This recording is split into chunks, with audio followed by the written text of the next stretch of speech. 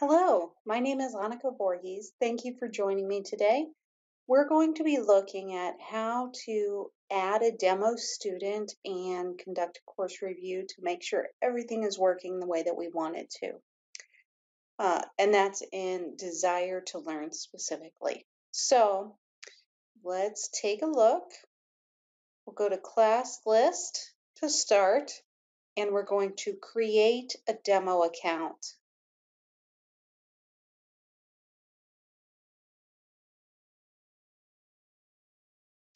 All right, that just took a second to load there. Let's go to All. And we have demo students. So we're going to click that, and the pop-up is way up here. And we're going to click on Impersonate. And this suspends our current session and logs us in as the demo student. So yes, we want to do that because we want to check our course.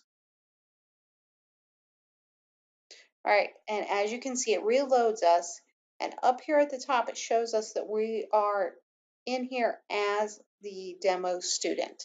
So let's take a look at what we can see. So if we go into content, you see it looks a little different for us as a student than it does for us as an instructor. So right now, this is the only module that has content in it. So let's go into that, and we can see what the student sees.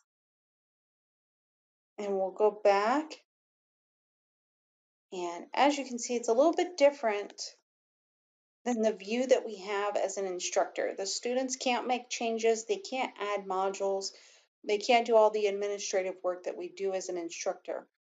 But the purpose of having a demo student in here is so that we can check that things like the images are showing up in the way that we had them set up, and that all of these little things here, the links are all working correctly and are there the way that we had planned it to be.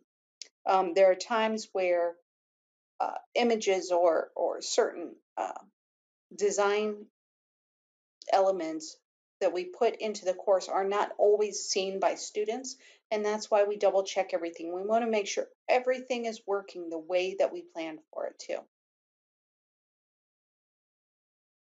Okay, so when you're ready to exit the demo student mode, just click on that and don't log out. That will log you out of your account. You just want to click this X. See how it pops up and says stop impersonating? That's what you want to do. You want to click that X.